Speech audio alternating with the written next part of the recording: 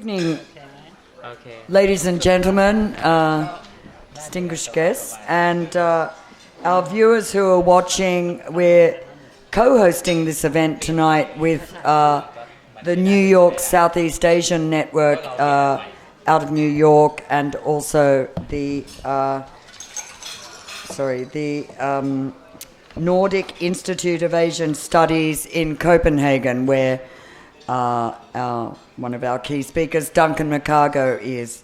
So we'll be streaming on all those platforms, and just to remind, we'll take questions on all those platforms and hopefully be able to have a Q&A session towards the end and take questions on the floor.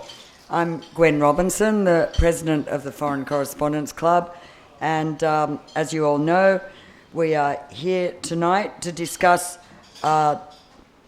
the new book by Duncan McCargo and Anyarat Chattharakun, Future Forward, The Rise and Fall of a Thai Political Party.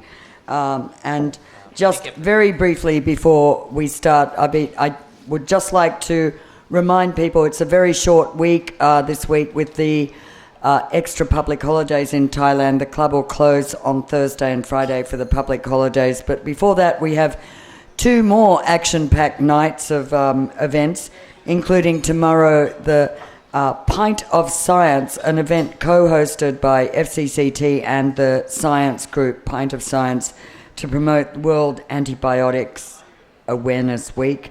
And on Wednesday, our annual craft beer tasting, where Thai craft beer brewers will be presenting some of their best offerings for you. So watch for those events. And next week, a special night with the directors of the Thai National Film Archive, who are going to run through some of the highlights of nearly a century of Thai cinematic history, feature and documentary. That will be a really interesting event.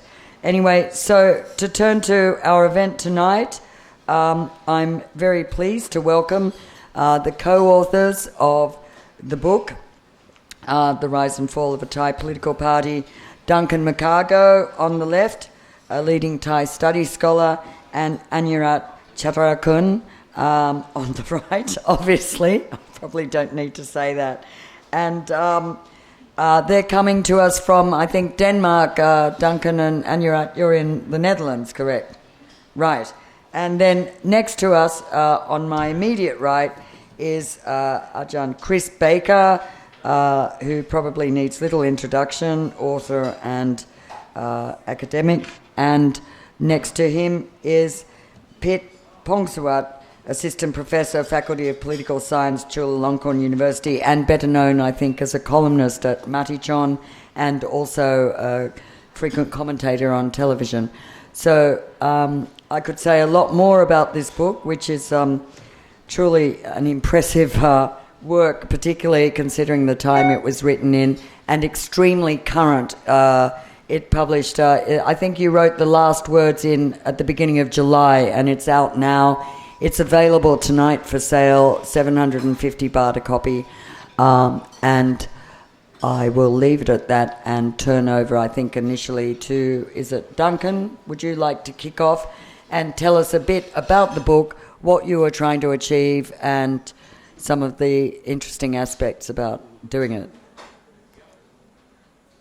Thanks very much indeed, Gwen. I hope everybody can hear there. It's a huge pleasure and privilege to be in Bangkok today, despite the fact that I'm not really in Bangkok, and we get into the habit of this strange kind of virtual modality where we can speak on multiple continents simultaneously, which is a joy of the technology. But I must say the buffet or whatever it was looked very appealing, and since it's rather harder to go out to eat in the evening here in Denmark, it would have been very nice to be able to join and to speak again. I've spoken a couple of times before at the FCCT, not since 2005. It's a shame that we couldn't be there tonight, but it's great that we're able to have this opportunity, and thanks so much to Gwen Robinson for setting this up, and to our commentators and everybody who's been involved in making this happen. This is really fantastic.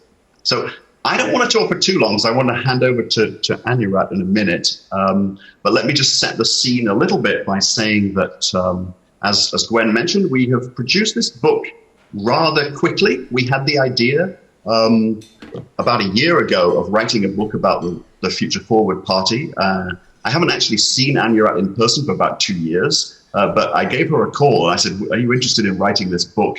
How long do you think the party's going to last? And she said, it's going to last until February, and then we have to write the book really, really quickly. And it turned out that that prediction was absolutely correct. It did last until February.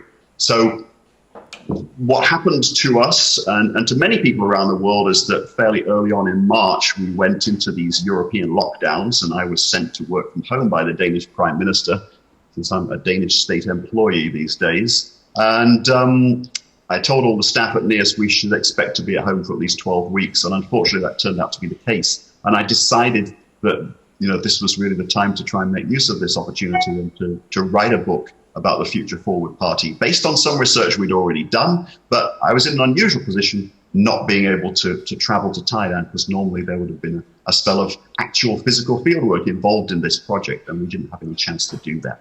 So Anyarat and I had a lot of calls and a lot of back and forth, and tried to figure out how we could write in a fairly short space of time a book about the Future Forward Party, which we proceeded to do in the full knowledge that Thailand changes so fast that by the time we finished it, the story might just have moved on. And surprise, surprise, yet again, the story's already moved on, and our book has become a work of history, not, we hope, a work of ancient history. But we would like to try to persuade you that in order to understand all the fascinating things that are happening right now with the protests and so on, and what might happen next, it would be helpful to look at that 2-year period of the rise and fall of Future Forward, which was in so many ways emblematic of a whole series of changes that are being experienced by Thailand at the moment. So I'll talk in a few minutes about the book and what's in it and a couple of the key takeaways. But let me pass over to Anyarat to tell us something about the whole thing from her perspective.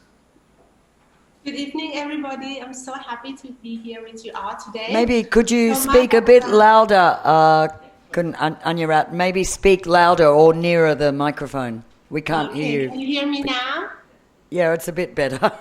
Can people hear? Okay, I will try my best. That's better. Yeah, thank you. My background was to study PhD with Duncan in Leeds.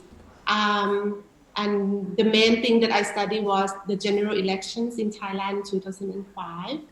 And I looked into the black box of Thai politics, which is vote canvassers and then networks. We call them Hua Kanan in Thailand.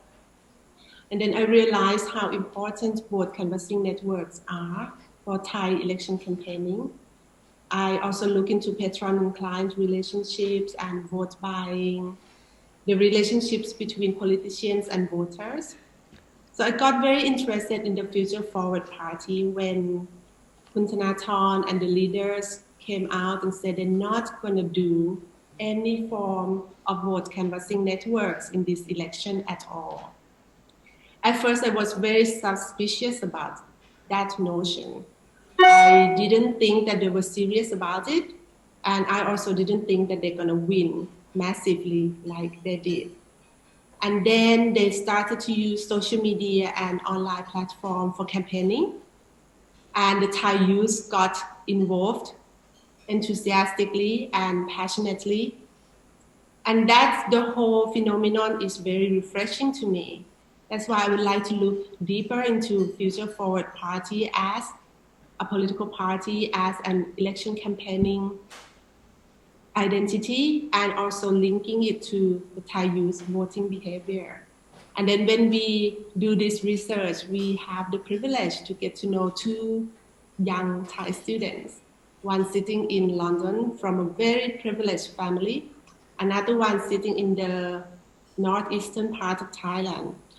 And these 2 students, they are so far apart from the traditional ideas and concepts of, classes, society, circles, education. But when we talk to them, they are so similar in their political ideas. And then we realize that this is something that is really happening, is genuine, and is moving forward.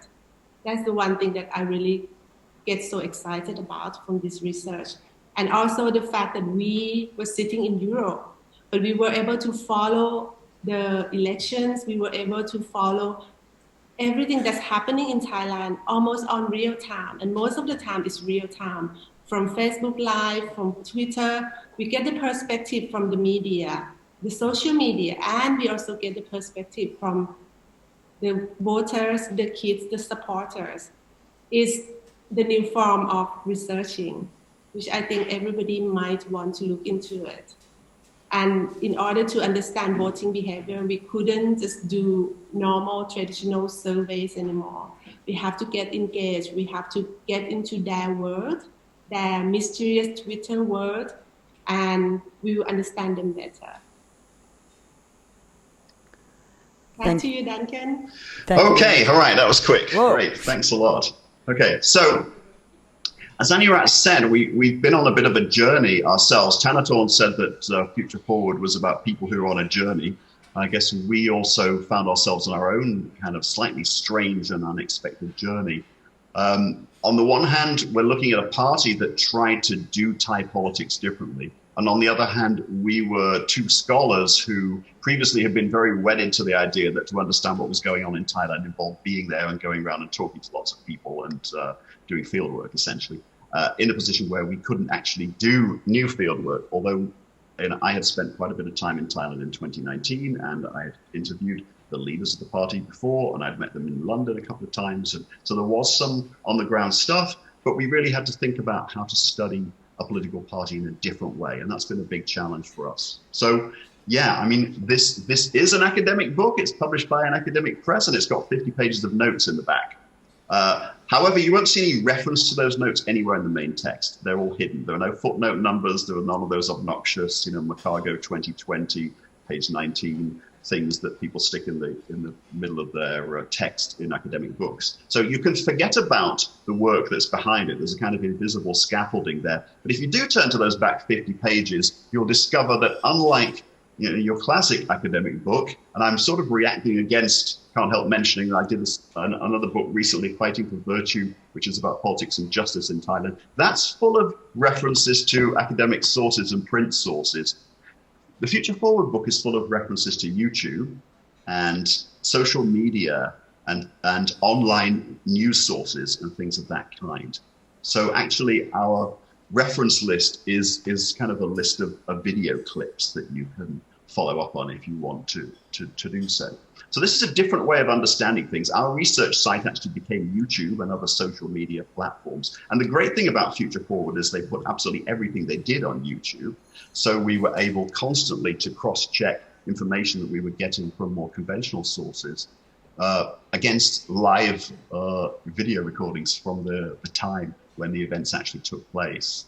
And that was quite surreal as an experience. So I suppose I should show you a couple of slides, since no academic can give a talk without inflicting... okay, my screen sharing is disabled, so I don't know when you can show my slides from your end. Kuntam, do we have... I thought you were able to do it over Zoom. Can't you hit share screen? I can if it's not disabled, but at the moment my screen saving is disabled. So maybe you can just do it at your end. But let me just carry on talking anyway, because I don't actually need to have the slides in order to talk. So the book really has 3 chapters that matter. It's framed by a couple of other sections. The first section is called Forward, not Forward with an E, which confused several editors who berated me for having misspelled the word forward. But no, that was kind of deliberate because we were playing on the name of the party. It ends with a section called Future, surprise, surprise. And in the middle, you've got 3 chapters, the first one of which is about leaders, the second one is about voters, and the third one is about the party itself. And we try to use examples of stories, of people's experiences and engagement with the party and with the Future Forward phenomenon as a way through the material. So although there's the sort of academic underpinning here, a lot of it is about narrative, and it's a lot about human beings and individuals who can get lost in a lot of books about politics that we read these days. The human has been somewhat marginalized in political science recently. So we wanted to bring the people back to politics and how better to do that than to focus on some of those people involved with Future Forward. So in the leaders chapter, we tried to understand why it was that the leaders were so important in this party. We talked about the idea of hyper leaders, these sort of magical figures like Thanathorn who float above the fray of politics and become figures of immense interest in their own right. And that's something that we identified as a particular phenomenon. Of course, there have been sort of interesting, charismatic type leaders in the past in Thailand, and I've worked on some of those people before. But the way that Thanathorn, Piabut, and Panika were able to attract popular interest, particularly from a new generation of voters, is something that we haven't exactly come across before in the same way. So this is a sort of a new phenomenon that we were experiencing there. Where it really got more interesting, though, for us, I think, was when we got into the voters part. I think we had most fun in the end with the voters, because then we're really trying to understand what it was that got people interested in this party. And here, we sort of began to set the scenes for some of the understandings that Anyarat mentioned just now about the younger generation voters, and we started to think about what kind of long-term consequences and implications there were for the blurring of distinction between, in the past we talked about party members, and yeah, Future Forward Party had over 60,000 members, but that really wasn't the point, because there's an enormous gap between the 6.3 million people who voted for Future Forward in the March 2019 election and the number of people who actually joined the party. And what we came across again and again was this blurring of distinction between fandom, followerdom, party affiliation, party support, party membership. Things that we used to understand very, very differently had all become kind of one and the same. And the voters chapter opens with a story about this now, for us at least, legendary Barak Pa Twitter line, where suddenly Thanathorn was tagged with a storyline from an old Thai TV soap opera, which seemed to epitomize the attraction that he held for certain kinds of young voters. And explaining this to ourselves, or let alone to anybody else, is really, really hard, because it sort of doesn't make sense. But the fact is that after this Thammasat Chula football match, where this one kid yelled out Farak Pa in front of Thanathorn, the whole thing went viral, and Thanathorn went from being, one of the people running in the election to being the person to watch. And then we saw how video clips from TV debates and so on became very central in understanding what was going on. Duncan, can I just interrupt there and say we have enabled set of phenomena started to burgeon. Duncan, we don't really need the slides. It's okay, Gwen. Oh, okay, all right. Carry on. Because you're enabled now, you can share.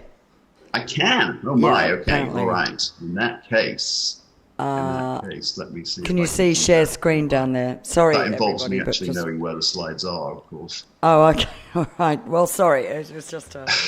Sorry. Yeah. Anyway. Files. Oh my. Yeah, there you go. Okay. Share screen.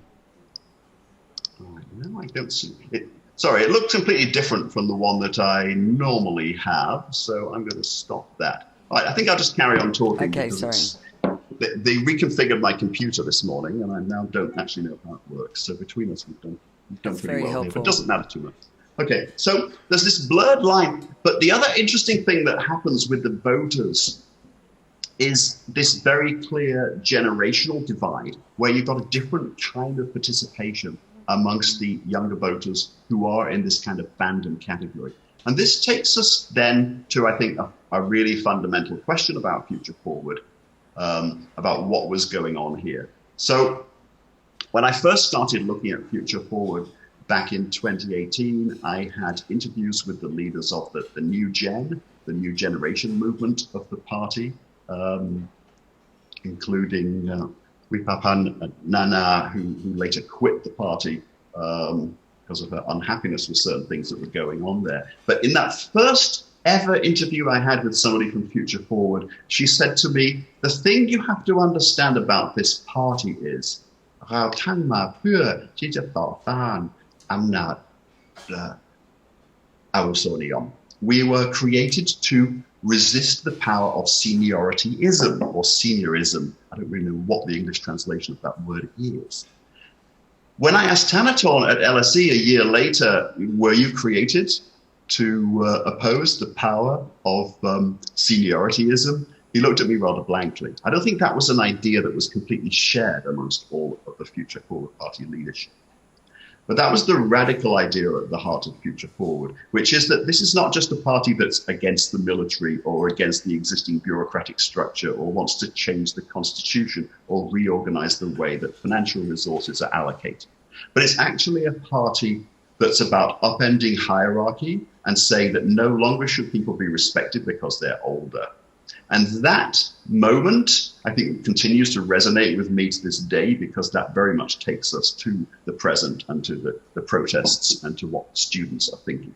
And also what came out of that conversation was an idea of what, for want of a better term, we can call Generation Z, Generation Z, depending which side of the Atlantic you're on, or a concept about digital nativity, people who were born into accessing information virtually through the internet, and do their brains and their attitudes to authority and power operate in a very, very different way from people who are that bit older.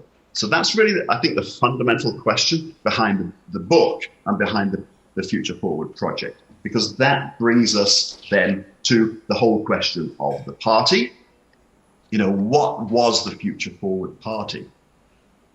We had an interview with Thanathorn in June, just as we were wrapping up the manuscript, and we rather cheekily emailed him a paragraph from the book, which is the first paragraph on page 165, in a slightly earlier version. And that paragraph basically says, you know, Future Forward was torn from the beginning as to whether it was actually a project of reform, trying to work within the system, or whether it was a project about disrupting and overturning the system.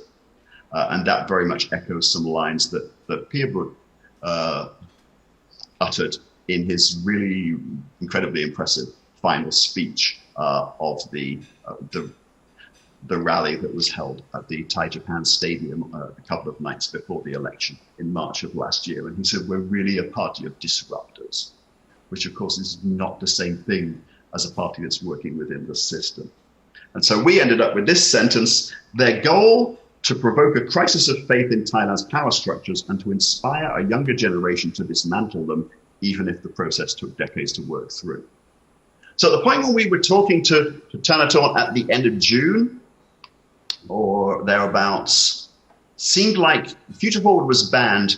Future Forward had morphed into the progressive movement, and the progressive movement was really about inspiring this kind of change, which might take an awful long time. So it wasn't about a party anymore. The party went on with Move Forward, but in a way that wasn't where the interests of the leadership lay. And what we've seen since then is the extent to which that more radical agenda of being disruptors has been taken up by a lot of young people. And it's no longer really Move Forward or Thanathorn and that group that's leading that initiative. So Move Forward is now more preoccupied naturally with putting up candidates for provincial administrative organization elections and electoral politics. There's a sense that they've been put back into reformist mode because they can't actually go as far as the disruptors really want to go. Because the disruption proposed by Future Forward always had its limitations. It was always crafted in such a way to be orange, to appeal across the yellow-red divide, and to be a broad umbrella that could accommodate a lot of people. And that's a different kind of politics from the politics that have emerged since June, where Thailand has begun to go in a rather different direction. So what does Future Forward have to do with all of that? And I think that's the really interesting question for us, trying to work out what's the significance of the Future Forward phenomenon, this strange 2-year period when a new kind of political party can emerge that seems in some level to articulate the voice of these younger people. But to what extent was that actually what the whole party was from the beginning trying to do? And to what extent was that something that the party helped to inspire?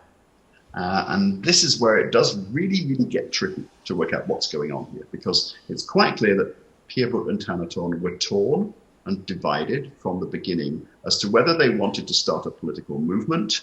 Pierrebout had talked to me when I interviewed him back in 2012 about wanting to start a school for democracy and to train young people to think critically and to teach them how to resist the current power structures.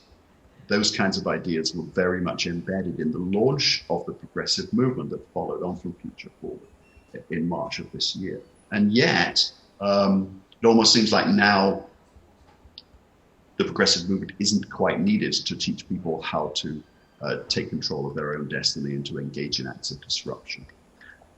So I think there was a kind of a radical agenda within Future Forward from the beginning that was epitomized by the new generation movement inside the party that didn't fare particularly well because it perhaps more or less inevitably ended up clashing with Thanathorn's leadership.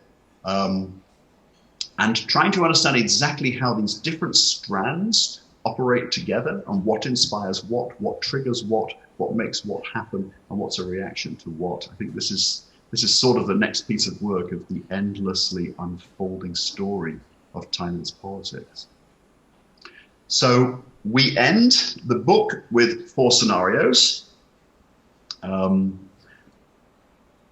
This is the second time I've done a co-authored book about Thai politics, and the last one, the one that Ukrit and I did about taxonization, also ends with 4 scenarios. So we realized if you come up with 4 different scenarios, at least one of them should be more or less right, with a bit of luck, and then you can claim some sort of credit for that one, and possibly people will just forget about the other ones. And the 4 scenarios are, Pax Thanathorn, which is we move forward progressively and the progressive cause starts to triumph. The second one is status quo continues, where things go on more or less as they are, or to be more precise, as they were in July, before the student movement really got off the ground so intensively. Perfect storm would be a meltdown where Thailand would go into a very dark spiral, potentially a spiral of violence and intense confrontation. And then the last scenario is Pax establishment, where essentially the progressive forces are neutralized and defeated, not perhaps in a very overt confrontational way, but in a subtle way of a kind in which resistance and dissent is often worn down and undermined and frustrated in the Thai context. And, since then, we've seen flashes of Pax Thanathorn and we've seen flashes of Pax establishment. We haven't got to perfect storm yet, fortunately. If the status quo continues, it's a slightly different status quo. The problem with writing anything about Thailand is people don't really want to know what just happened. They want to know what's happening this very minute and what's going to happen next. So we tried to answer that question by giving 4 alternative scenarios and four possible answers. But actually, I think there are a lot of people in this room at FCCT and tuning in virtually from all over the planet who have as much idea as we do about what will happen next. But anyway, we'd really love to hear some comments and ideas and criticisms and suggestions from the commentators and the people out there about what they think about where we are so far and what is to be done next. Thank you. Well, thank you, Duncan, for an excellent rundown. Can I just ask before we move on, though, having read the thing and being very impressed with the amount you crammed in and how much you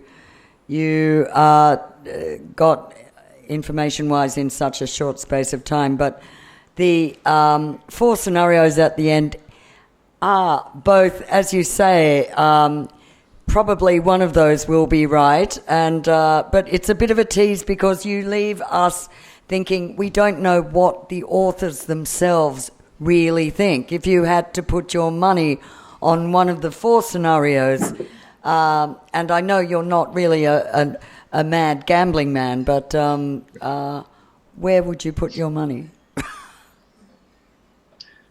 Yeah, I mean, there are lots of fortune tellers in Thailand, and that's not been an occupation that either of us have followed. I don't know. Anyway, what do you think? Which are the 4 scenarios? That was a good cop-out. Anyarat, over to you. I would hope for Pax Thanathorn, of course. Pax Thanathorn. So that he will ultimately prevail. Ultimately. You know, when we were doing the research for the book, I got involved in so many strangers that are from younger generations. Like I just text them on Twitter, and then they created this Snapchat group that they can talk to me, and they invite 10 other people that they know from Twitter to talk to me, and then after an hour, then the whole conversation is gone. Boom, you know? And I have experienced like this with them so many times. I think they are our future indeed, and they are very serious about it. For better or worse, Future Forward Party has inspired that in the Thai youth, the political awokeness. They have engaged Thai youth into the political realm. And I don't think this is, in my perspective, is not a short-lived phenomenon. I think the Thai youth has woken up and they want to go back to sleep again. Right. I don't think it's going to be a repeat of the Thai middle class demonetization in 1992. I seriously think the Thai youth are now here to stay. So we are moving forward to Pax Thanathorn with maybe perfect storm here and there, and maybe the pullback by Pax establishment. But I think at the end, the new generations is going to prevail. That's very interesting. Thank you for that observation. And I think at this point we'll move to Ajahn Pitt. Perhaps, Ajahn, over to you. And you do have slides which I think you can probably show on screen. We'll minimise you guys, but you will be back, so don't worry. We'll bring you back. You can still hear, I presume. Yeah, we can. Yeah, right, thanks, Gwen. Good. So, Pitt, you can show your slides and we'll bring... Okay, my talk will be very disorganized because there's so many points to share. But it's an honor to have the member of Future Forward Party here, like Kun Kai Kong. Okay, and in the book, right, the others mentioned him like he's like the rook one of the group too, right? The one behind all the high technology, right? So you probably have a question with him how actually the behind the scene of the parties going on. Okay. If I may say, yes, we've got Kun Klongklai here and Kun Aim, both of who are Kun Klongklai is mentioned in the book. Thank you. Okay. There's so many interesting things in the book, and there's a lot of. I think the book will generate a lot of conversations about Thai politics right now, because what's going on now is we are living in a very interesting time of Thai politics, and this kind of thing that's happening now on the street and also on the digital street, right? It's far beyond what we could imagine, right? It's everything going very fast and very new, and it affects me a lot in two ways. One is a lot of my friends finally became as Duncan said, like maybe the fandom. Not only the fandom, become the member, right? And my ex-student like Panika, right? One day I work with Panika almost every night for our news program. And one day she just told me that, Ajahn, I'm leaving our program to be the third person in the party, right? Piyabut is always with me on every academic panel, and we publish the series of book from the same publisher since the last coup. Okay, and Thanathorn, I didn't know him directly, but I know all of his circle, especially from Phá Deo Kan, right? So there's a lot of things that connected to my own experience. And also on top of everything, it's the issue of my student, right? I've been teaching Thai politics for almost 20 years at Chulalongkorn University Political Science and the other two departments, right? Mass Communication and Political Science at Thammasat. Even before Thaksin got into power, right? And I never feel like there is any kind of real engagement from my students. And not to mention that during the yellow time, right? Most of the students actually turn yellow. Okay, but what's going on last year in my political science Thai politics class, there's a lot of engagement, amazing kind of engagement in the class. And when I surprise my student with just 2-minute Facebook call from Panika, the student like jump up and down and shouted and crying in the class. And 1 hour after that, the dean of the mass communication chat to me and said, "Oh, I got this kind of clip from an alumni, right? And they're very concerned about it." So the point is, what's going on with the Future Forward Party, right? The thing that we should know about them is that, okay, they generate a lot of fandom, but they also generate a lot of a sense of hate, right?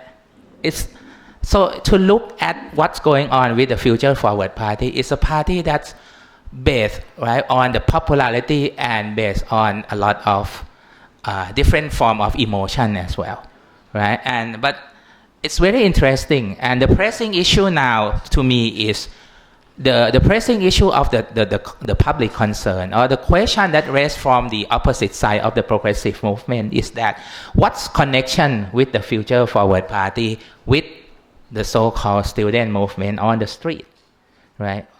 And there always an accusation over Thanathorn that, oh, this particular party is always behind the scene, right? So really, the book, my point is that how can we read this book? Is this a book of like the funeral book, right? Like what Duncan tried to portray at the beginning, or perhaps it is not. It is the book, the first chapter, or the genesis of what's going on now. And my argument is that what's going on now is beyond the Future Forward Party imagine, and it's beyond the new Future Forward social movement that they call themselves progressive. What's going on now on the street is the revolutionary movement that's actually beyond the Future Forward Party imagination.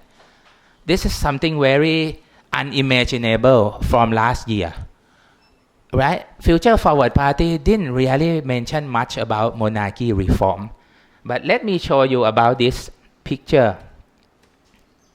Okay, this picture was came from like 2 or 3 days mob from ago at Silom, right? I don't know how. I think you see it, right? This is the current 3 requests from the mob, right? Okay, which one that student, the participant of the mob actually prefer, or the first priority, apart from like kicking out Prayut,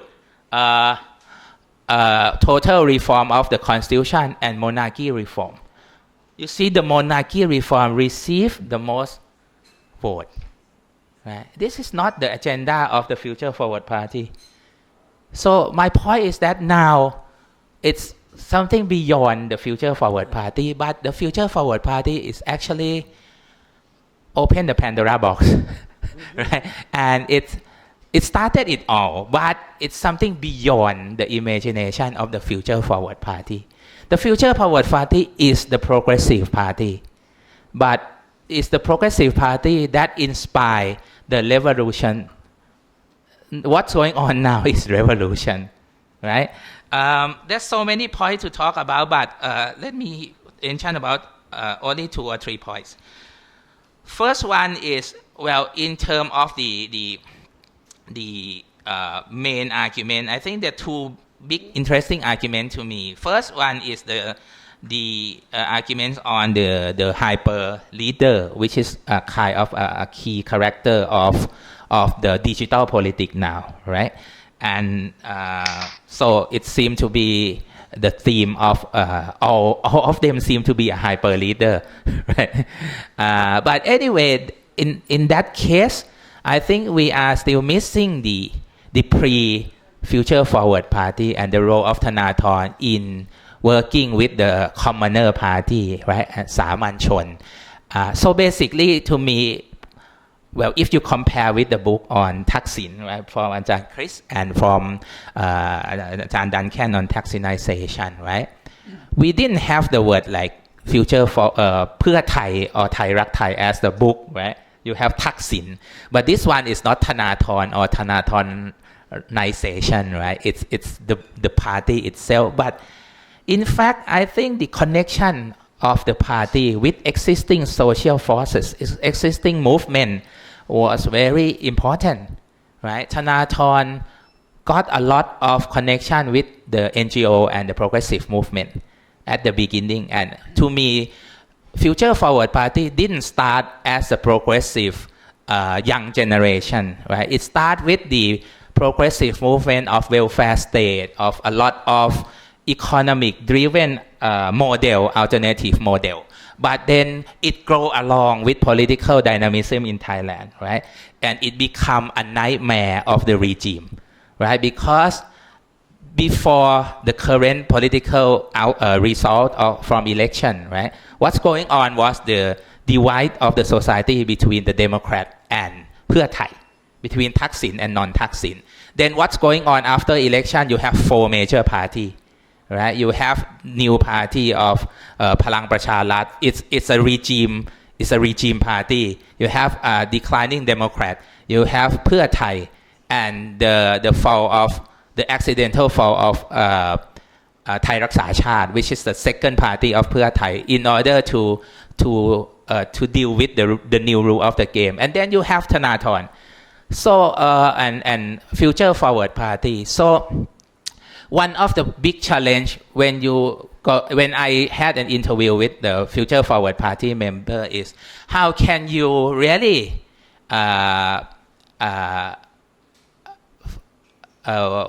falsify, or how can you really get the truth from the Future Forward Party, because it's a political party, right? This party cannot accept that it's a fluke, right? They always say that, oh, we already know that we're gonna have this number.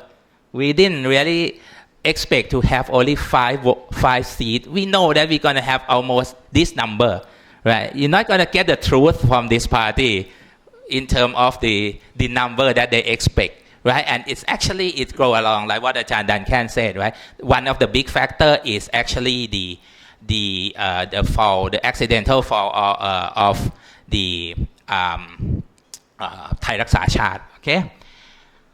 And for Piyabut, right?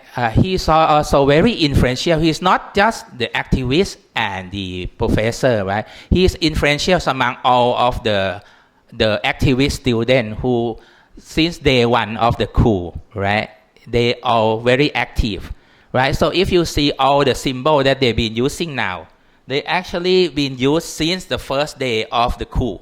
The 3-finger salute and all of that. And the big connector is Rome, right? And his organization. Rome was a student of Piyabut, right? So this is like kind of the connection with the progressive forces, okay? And the second point on the second part of the book that I think is very interesting is on... Can you keep your mouth close to the microphone? On the page that Ajahn Duncan also mentioned, right? The term of the 5, right, different group of voters that affiliate with the party, right? And he seemed Ajahn Duncan and the other one said that, well, it seemed like this party provides some kind of identity, right? Provide some kind of identity that can capture all of the 5 group, right?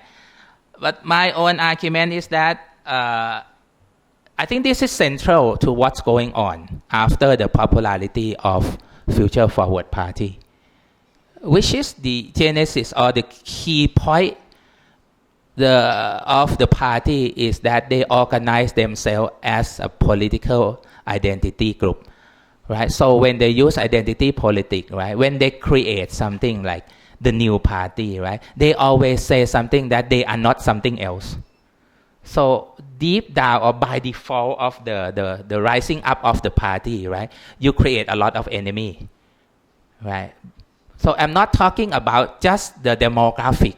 I'm talking about the centrality of the identity of the party. You are the party against something, right? And then you list down all of the things that you are against. So you actually open up the big war with everybody else, right? So I think that's a big issue, right? This party is not founded like a typical mainstream party that, oh, I'm gonna just capture the vote, I'm gonna figure out how many seats I'm gonna have, and I will set up the government, I'm gonna buy into the system. In fact, they create the party based on identity politics, right? And I think that's essential, and that identity politics is very confrontational by default. So that's why the response of this the affiliation of this party is very strong, right? So my last point is that... Can you talk into the microphone, please? Okay. My last point is that when I'm saying that there's something beyond the agenda of the Future Forward Party is that I don't think the Future Forward Party based themselves first on the nationalism. But what's going on now is the new version of nationalism, right? That's pay less attention to the monarchy, right? And they talk about future in a revolutionary way, not progressive way. Even when Piyabut initiated the concept of new constitution, right? The new constitution was more into getting into how to get back to the coup and the coup regime, right? But now we are getting back to the spirit of 1932. The concept is not just having a new constitution, but putting the whole regime constitutional. It's beyond just having another best constitution, but it's a concept of constitutional monarchy, constitutional regime, that constitution must be supreme. Then it's different than the 1997 constitutional reform. That was reform, but now it's the original meaning of the 1932. You really want to put the monarchy in check, right? And you didn't see that performance of the Future Forward Party in the parliament during the time that they were in the parliament. They has been criticized by progressive group a lot, right? I mean, you experience that, right?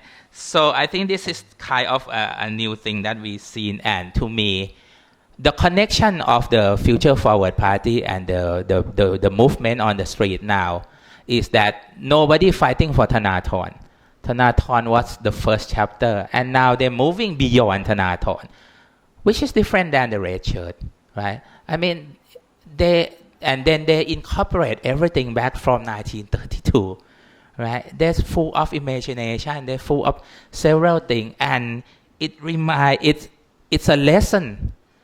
Last part, it's a lesson that the elite never learned. There was a lot of warning during the dissolution of the party that you should not dissolve the party because party is an institution.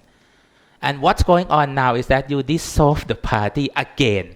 The first time when you dissolve Thai Rak Thai, finally you got the red shirt, right? And now when you dissolve the Future Forward Party, I don't think the elite imagine what's going on now. And what's going on now is beyond their imagination.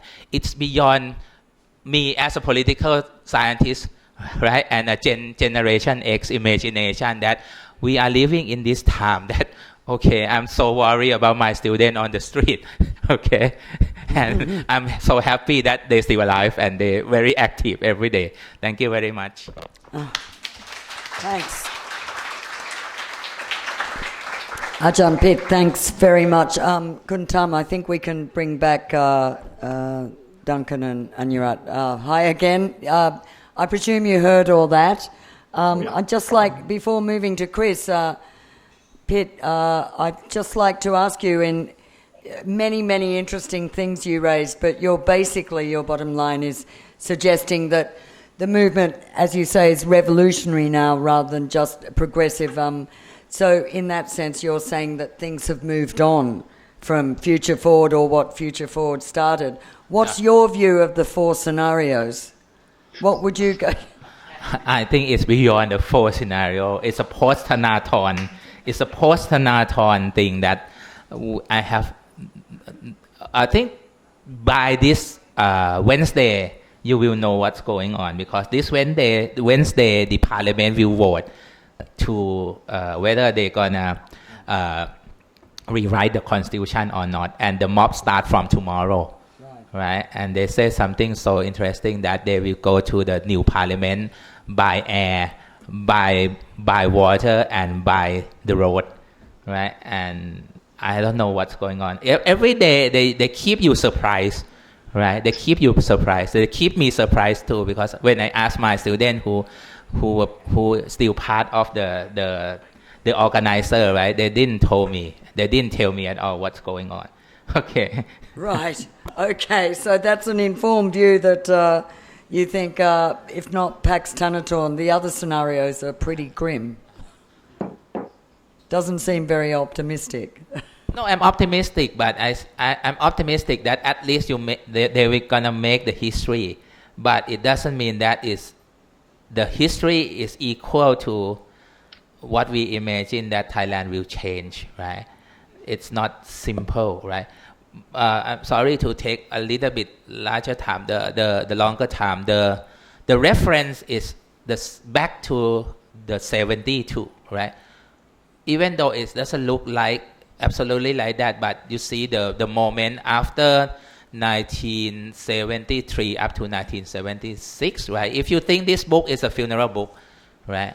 There was an assassination of Bun Sanong, right? The leader, the professor, and the leader of the Thai Socialist Party, only a few months before the big massacre at Thammasat, right? So there can be different type of scenario, but at least the students, they all learn about history. This time it's not ideological in terms of the Western ideological. They read all history book. They all aware of 1932 counter-revolution. They all aware of the 6 October 1976. They all aware of the red shirt, right? They all aware. Then they always make joke with all the yellow and the PDRC too, right? So they're well aware of history, right? It's different than the old movement that actually based more on ideology, right? Thank you. Thank you. I think we'll come back to some of those themes. And actually, at the very end, I'd like to ask the two authors some of your responses to some of the very interesting ideas raised. And talking about interesting ideas, I'm going to hand over to Chris now, who I know has some very interesting ideas and has just written an excellent essay review of the book, coming out in a little publication called the Mekong Review. So over to you, Chris. Okay, I'm going to talk quite quickly on 2 points. I'm going to say a little bit about the book, and I'm going to say a little bit about where I think we are now, which is going to bounce a bit off what Pitt said just now. This is a super book, and I urge everyone to read it. It's not only an instant book in the sense that they produced it very quickly. I think it will also be an instant classic.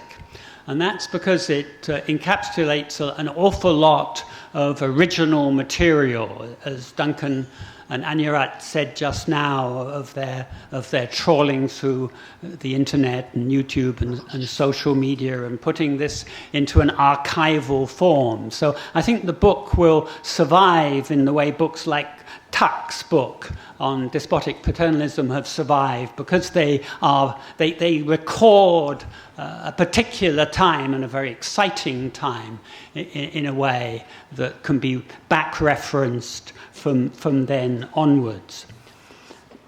I would also like to say that even though it was done very quickly, it's beautifully done. It's a beautifully produced book. And one of the things, once you're a pro in this book stuff, is you look at the index to see, how well it's been done. It's a beautifully done index. And given how quickly they produced this book, it says something about the care that was taken on the whole process. I want to just very quickly sort of have one, it's not really a criticism, it's a slight change of emphasis that I would like in the way that, as Duncan and Anyarat has said, that they showed that they very clearly got fascinated by the newness of the form, if you like, of the whole style of Future Forward, which was so different from what had gone before. And I think because of that, they gloss over the substance of what Future Forward was standing for. They were disruptors, yes. And as Ajahn Pitt said just now, they were saying things that were against other people and which have eventually created a reaction. And Thanathorn has become the new Thaksin. He's become the new Voldemort, But what they were very clearly for were three things. And they put this up very clearly in their election campaign. Getting the military out of politics, undoing monopolies and social welfare. It's a very powerful program. And it is, as Pitt has said, this was way beyond the kind of, even what Thaksin in his time was saying, in terms of having a very much a political and a very ideological agenda and bringing that into the party politics. So it's really a balance thing. I think there's too much style in the book and probably not quite enough of the substance. And I think that's borne out by what we have seen afterwards and what has come out, that by appealing to youth, they're not appealing just to style, because this new youth of Thailand is very ideological. As Pitt has just said just now, they know their history, they know what they want. They're very, very clear indeed. Okay, 2 minutes, I'm just going to have a quick riff on where I think we are now, because really, as Pitt said, these kids are revolutionary and they've put this country into a situation that none of us could have imagined even a few months ago. And do you want to show your slides? No, I'm not going to bother. One way of thinking about how we got here is that we've been on a certain track since around 2006, which you can think of as the march of authoritarianism. Ever since the overthrowing of Thaksin, what have we seen? We've seen parties being dissolved, prime ministers being thrown out, people being sent into exile. We have seen an attack, a concerted attack on democratic institutions for 15 years. It's progressed beyond that to setting up an alternative system through a terrible new constitution, a 20-year plan, and a whole load of repressive laws, which are all designed to keep this group of people, which is a very small group of people, in power for the future. And as that process went on too, it got nastier. It got nastier with attitude adjustment, people being activists being roughed up in broad daylight, people being sent into exile, people disappeared, bodies turning up in concrete in the Mekong River. It got nastier and nastier and nastier. And I think when you think of that, you think of this, that Future Forward was not just disruption, it was the first defiance of this process that had been going on and had seemed unstoppable. So whatever they were saying, and whatever they were doing, and however nice or nasty they were the first defiance. And obviously what we have seen since then is a second and much more comprehensive defiance coming out from these extraordinarily brave and coherent and articulate young people who have been out on the street. This isn't, though, the end. All that has happened to this point is it has created an incredibly fluid situation in which all kinds of things can happen. So everyone is making a new move now. So what we have seen in the last couple of weeks is suddenly the Parliament has leapt into life. And the Parliament had been kind of captured by the junta and Prayut and his friends. It was kind of dead. They killed it, right? And it's suddenly come back to life, and it realizes there is an opportunity to reassert the power and the dignity and the importance of Parliament. So this bashing around about the Constitution and so on is very much about that.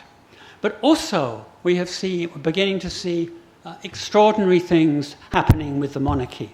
If I had predicted to you a month ago that the king would be going around the country signing autographs like a sports personality, you'd have laughed me out of court. Right? But what's happening right now? Can you imagine what is happening inside the family?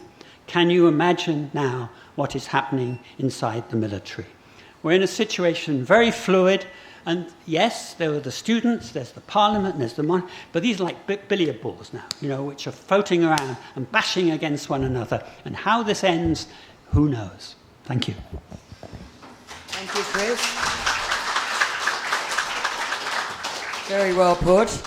And in fact, I would like to, we've got some questions coming in, and I would like to turn over to questions, but I'll just give a quick opportunity to Duncan and Anyarat. There were a lot of extremely good and thought-provoking points raised by both Pitt and Chris. I wonder if you would like to say something, pick up on any of those points.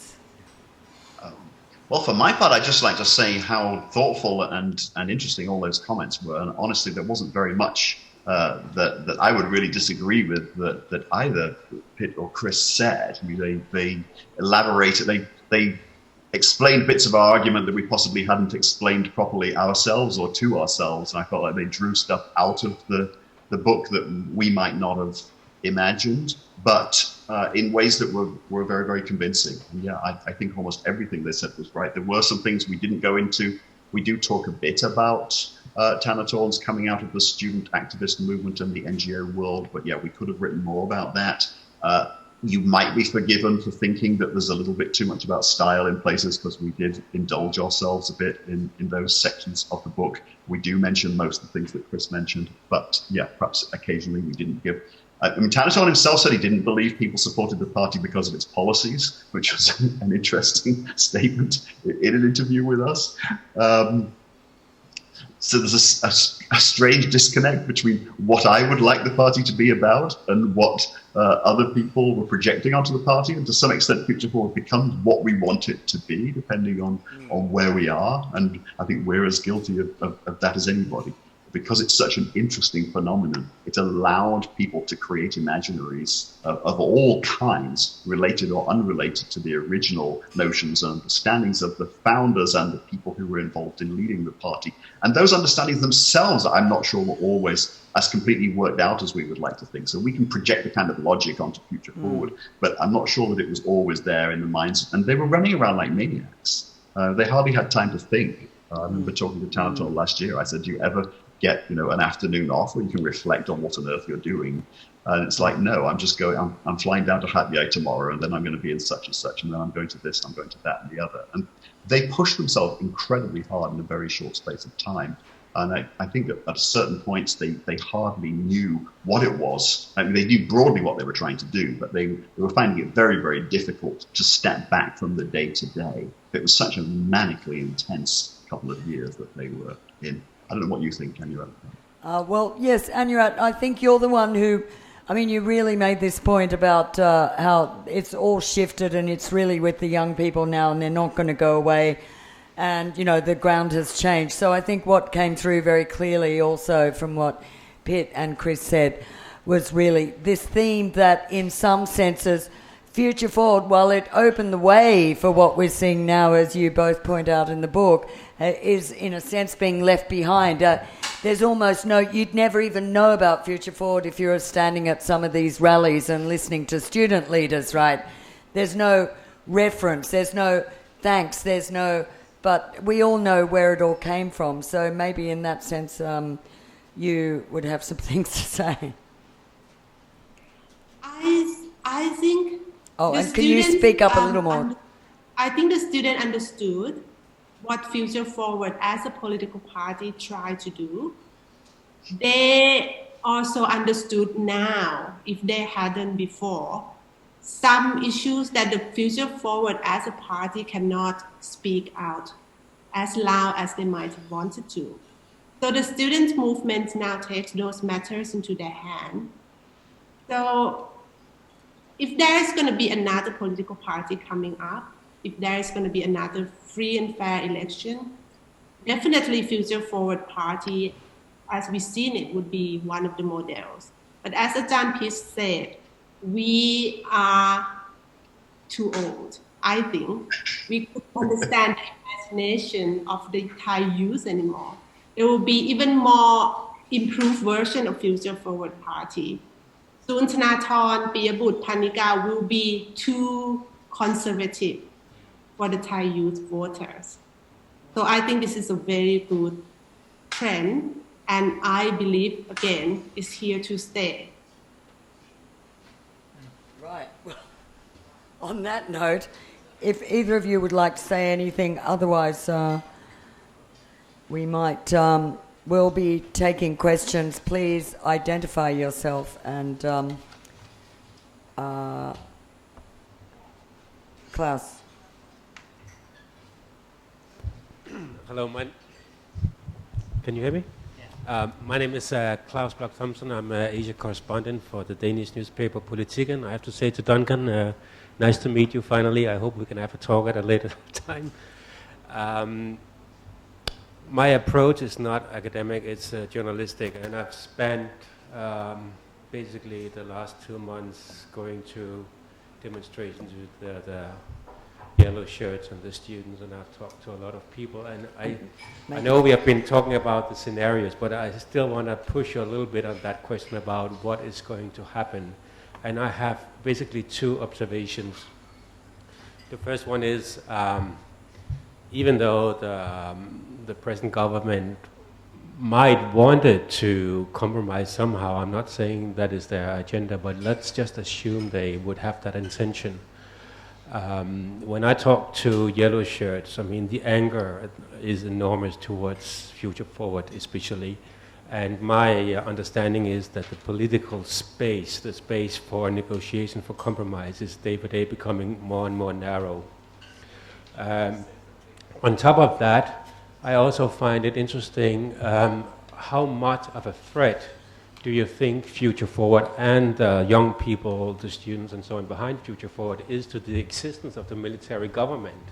What I'm also thinking of is that so far I don't really see that people from Isan, upcountry and so on are actually joining the students. So without their support, how much of a threat is actually Future Forward to the government? Right. Okay. Thank you. Who would like to take that question? We can start with one of you. Duncan, I can see you're grinning. Okay, thanks very much. As you know, I wrote something in Politiken a few weeks ago, and I know you've done a very good piece, I believe, this past weekend, so I'll be interested to follow that. Well, Future Forward itself doesn't exactly exist anymore, so what we're talking about here is, the ghost of Future Forward. It's either Move Forward, or it's the progressive movement, or it's just something which we imagine to be Future Forward, which has a kind of continuing shadowy existence, but is neither of the two. And it was interesting when I was doing a round of interviews recently, virtually, with people in Thailand, how many people refer to the Future Forward Party as though it still existed. So strangely, there's a strange afterlife of this party. How much of a threat is this to the establishment? Well, of course, if you merge the Future Forward phenomenon and all its aftermath with the student movement, this is clearly an enormous existential threat to the people who've been running the country for the past few years, because the value system and the ideas and the beliefs represented by this movement is so absolutely Can you speak up a bit? And this, of course, is precisely the problem. Once you've banned a political party that articulates those kinds of ideas of people, then you've lost that institutional framework, as Ajahn Pitt said, and you kind of help to create the conditions for something much more difficult to manage. But yeah, everybody always wants to know what's going to happen next, and we don't know either what's going to happen next. What concerns me is, if the student movement is to succeed, it needs a broad alliance. It needs to bring people from different perspectives on board. One of the success stories of Future Forward was that they did have quite a bit of appeal to people from the yellow side, former Democrat Party supporters who decided that if they wanted to embrace a certain kind of ideology, they could go with Future Forward because it wasn't associated with the red politics of the past that they found distasteful. And this has been a problem for the student movement now in terms of reaching out to a center ground, because the more they ally themselves with one particular side of the spectrum, the more difficult it's going to be for them to mainstream their position and their views. So yeah, clearly we're seeing the backlash against this movement as well. And it's really, really hard. None of our scenarios really envisage the emergence of a nice, cuddly center ground, because the center ground is extremely difficult to find. All of our scenarios focus on this core problem of lack of consensus, which is absolutely central to Thai politics and society. So lack of consensus is not likely to go away anytime soon. As Anyarat sort of suggested in her response just now, a Pax Progressive of some sort may eventually triumph, but that could be some way off. You might have to wait a number of years for generational shift to take place. So even if that's the ultimate destination, it may be very difficult for us to get there anytime particularly soon.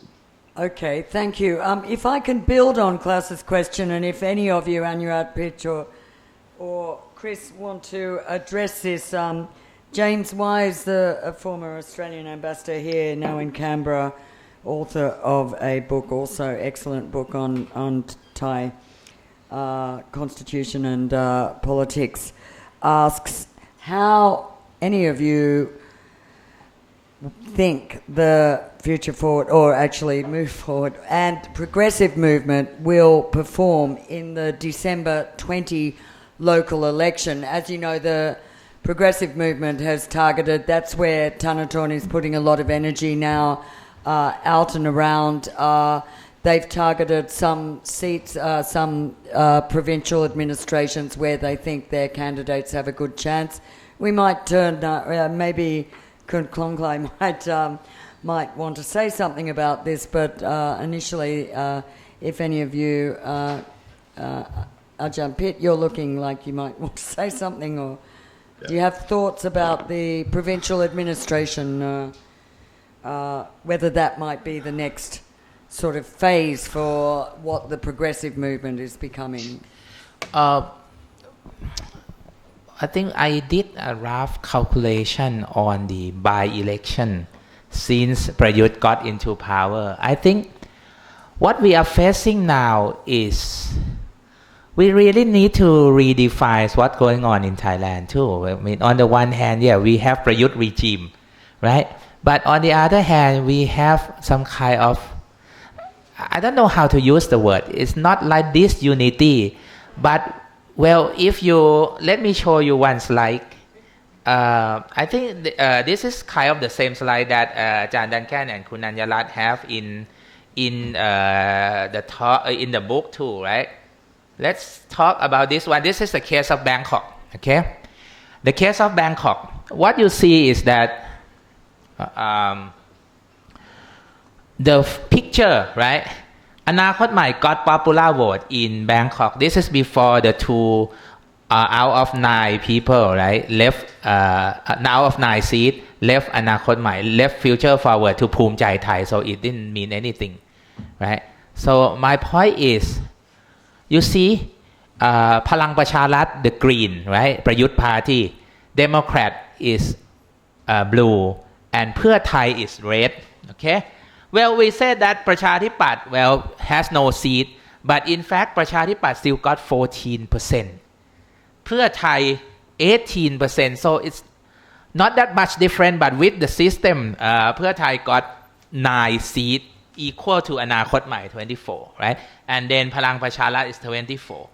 So the point is, if this happened, right? I did a calculation of the 4 out of 5 by-election. The result was that if actually Future Forward Party, right, either the progressive one or the I forgot the name, right? ก้าวไกล and Move Forward or the progressive one. If they actually, if all the opposition party join together, right? They could have won election. So the problem in Thailand is not that you have a strong regime electorally, right?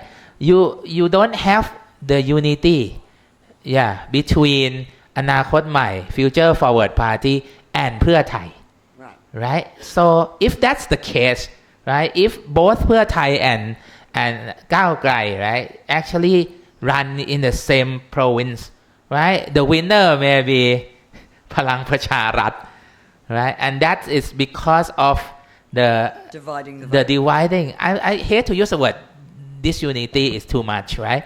But that's also the secret recipe also, right? That Future Forward Party won election, right? So there's a lot of people who didn't really like เพื่อไทย so Future Forward Party became alternative of the ultra right as well, right? So as Ajahn Duncan said, they lump together of every dream, right? That's basically that those people who upset with existing system. But this is the case of Bangkok. So if this is the case of Bangkok too, I'm not just talking about the coming provincial election. If this happen in Bangkok, right? If you still have the ก้าวไกล right? And you have เพื่อไทย and you have ชัดชาติ right? พลังประชารัฐ will win, right? So that's a very challenging for the anti-regime, right? Because you are too strong, but you cannot work together.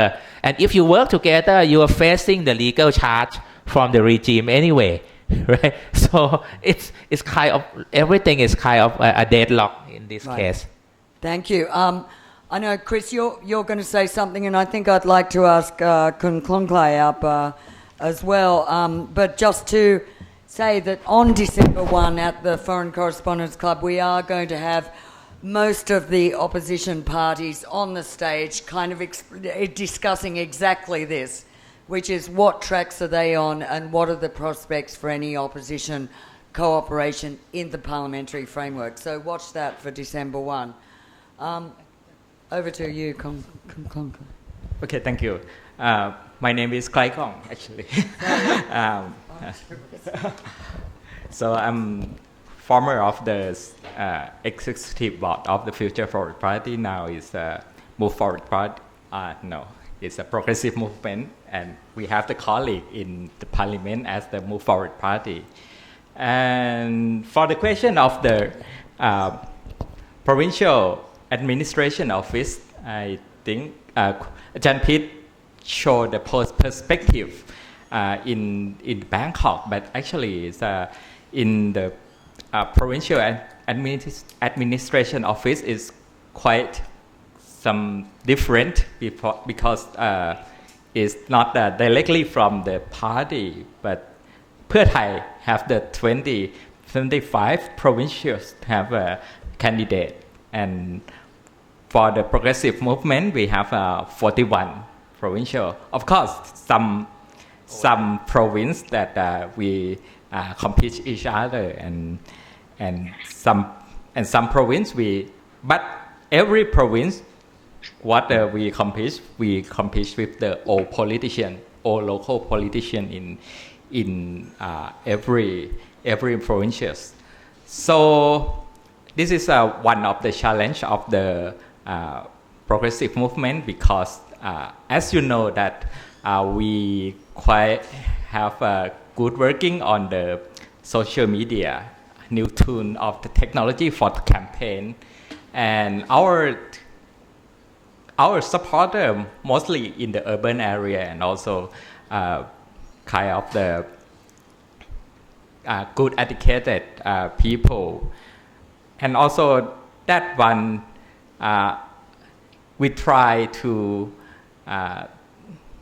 ask the local people about what they want and what the good policy in the to elect for the provincial administration office and this time is Kun Thanathorn already announced that we will use the policy to lead the election. It should be like that, but in the past it's not like that. It's like the candidate just come from the old politics and have the network of the kind of the network of the in the local area that gain the vote and by voting. But this time in the progressive movement we try to use the policy lead more than introduce the candidate and this one is use the national campaign.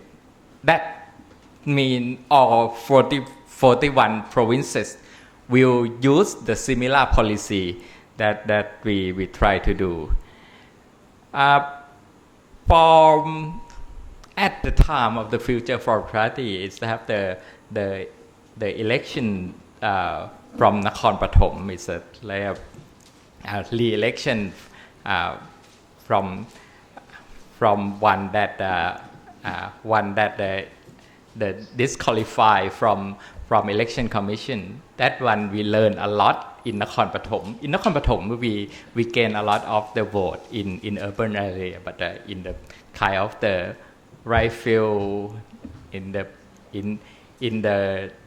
kind of the remote area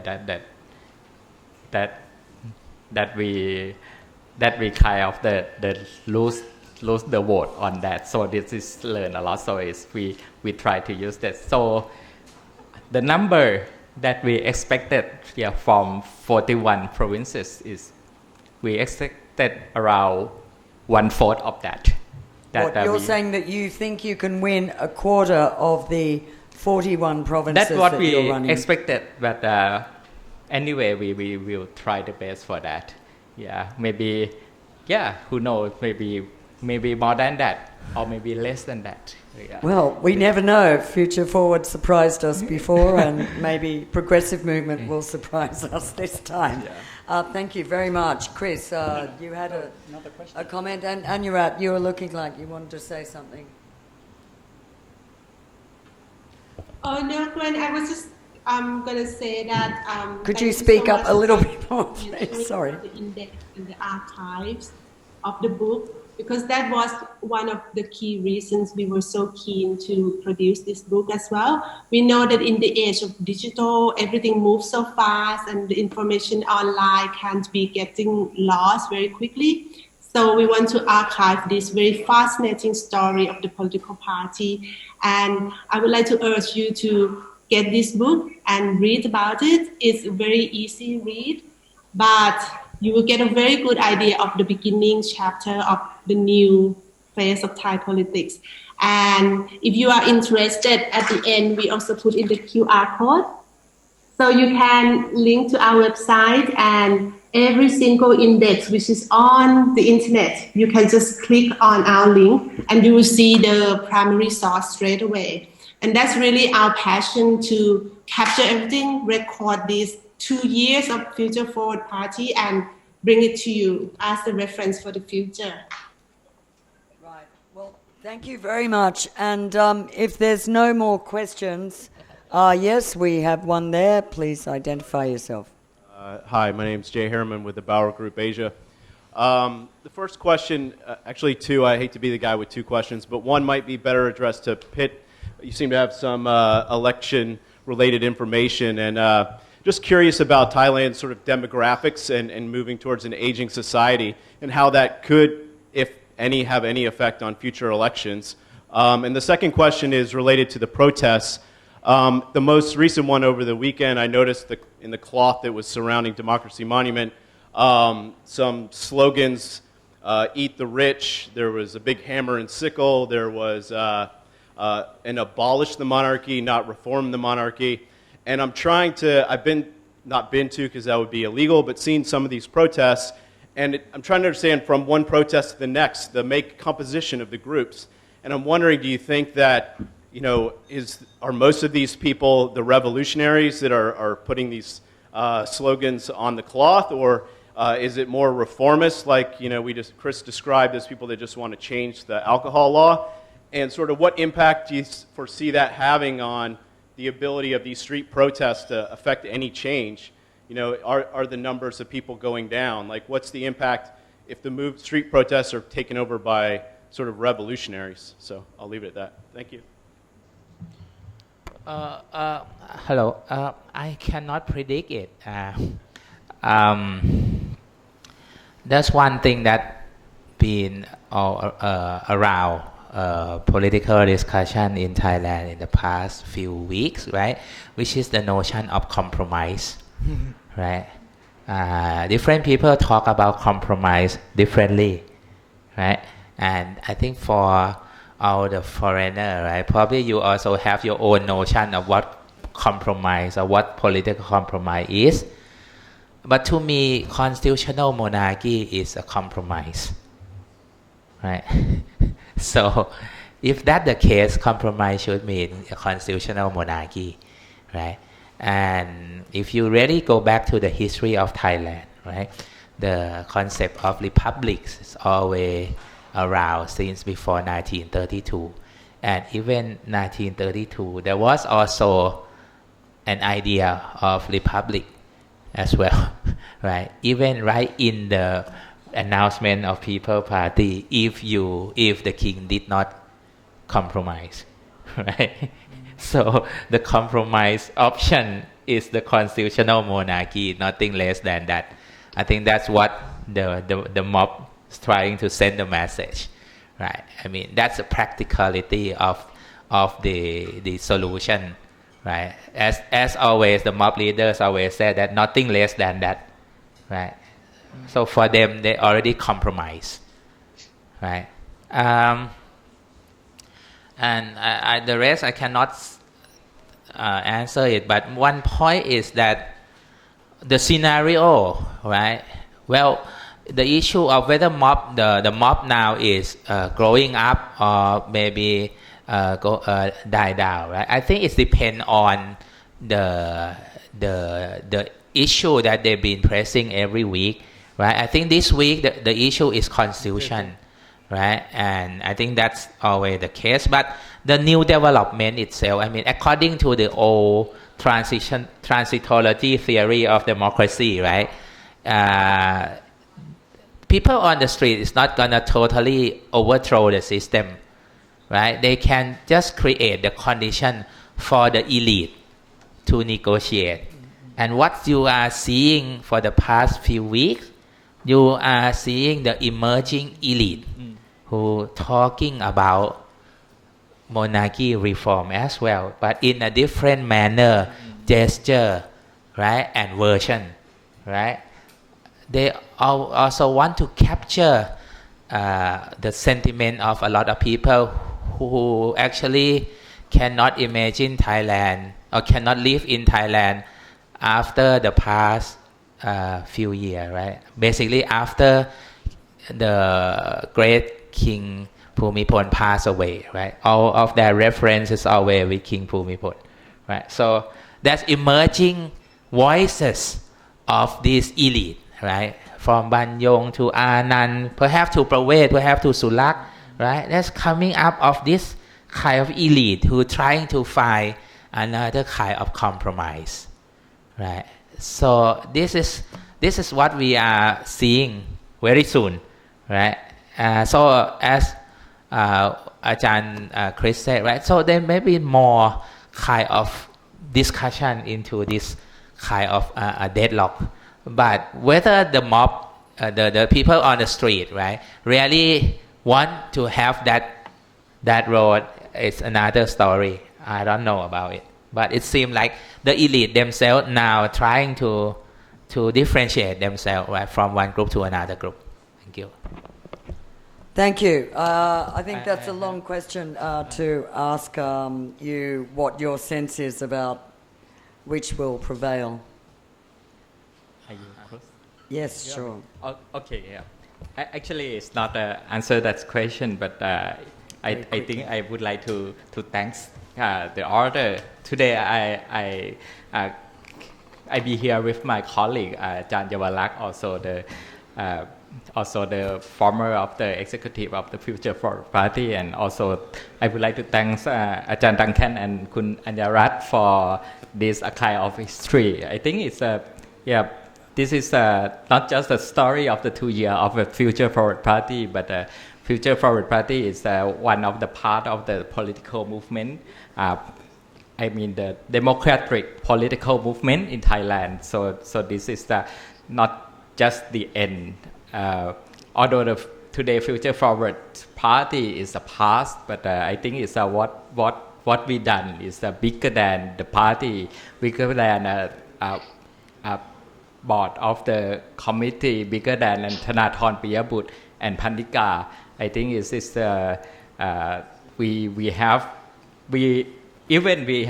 we don't have a party anymore, but our goal is so same that we would like to reform the Thailand political to real democratic and people participation in the politics, and also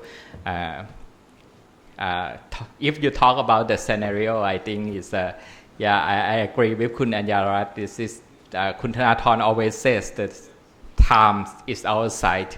That means it's already one day we will win with the not the youth movement always says have to over in our generation. I believe that. Thank you. Thank you. And final closing remarks. Chris, you were going to say something. Will you? This is your last shot, so. Okay. I'd just like to say I agree very much with what the last comment of Ajahn Pit. The question sort of assumed a rather coherent landscape of Thai politics, so that the students were somehow going to achieve something here, and it would they will surround the parliament, take it over, and it will be changed. It's not like the landscape of Thai politics is very fragmented. You have the monarchy over here, and you have the military over here, and you have the parliament here, and you have local people here, and the godfathers and so on. It's very, very fragmented. So my image about the billiard balls is that when things start to move in one part of the landscape, it affects what happens in another. So as Ajahn Pit is saying, because of these students coming out on the streets and saying new kinds of things and totally changing the narrative we can talk about of Thai politics, then people in the old elite who belong in a completely different world are starting to say, oh, we have to move, we have to respond to this in some way. And I suspect it's not only that their moves will then result in moves within the palace, within the army, within the business community, which we haven't talked about, but which is very important in this whole thing as well. Right. So it's got a long way to go. Very conspicuous in its absence, but that might be the subject of another panel, actually. The authors, you got a few minutes. We'd like to wrap this up, but Anyarat and Duncan, if you have any further thoughts. Yeah, thanks so much, Gwen. This has been really a fantastic afternoon for us, evening for you. Such a pleasure to meet so many old friends and to feel like I'm back in Thailand again, even though this is the first year since 1990. I guess I'm not going to be going to Thailand. It's a very strange feeling. Thanks so much for all the nice things that people said about the book. Ajahn Pit, Chris, Glaikong. You can buy the book online if you're not in the FCCT. You can get it from the Press website. Duncan, we've got that. And we do have a discount price. I should say that all those compliments that Chris made about how nice the book looks and how well it's produced, those should be directed to my good friend and colleague Gerald Jackson, who's the editor-in-chief of NYSEAN Press, who did just an amazing job in producing this book in record time. So all plaudits to Gerald and to the rest of the team who've been involved in it, and lots of other people who are thanked in the acknowledgements. It's really been a collaborative effort, and that's why it's been so much fun, because we were locked down in isolation, but we were constantly working with other people.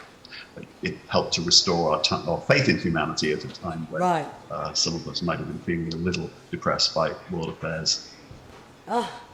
Well, okay, I'd just like to thank everybody. Anyarat, you're okay? You want to say something more? I'm good, thank you. Okay, well, I'd just like, and thank you all for being a great audience, and to our fantastic panelists. Thank you very much. And watch out for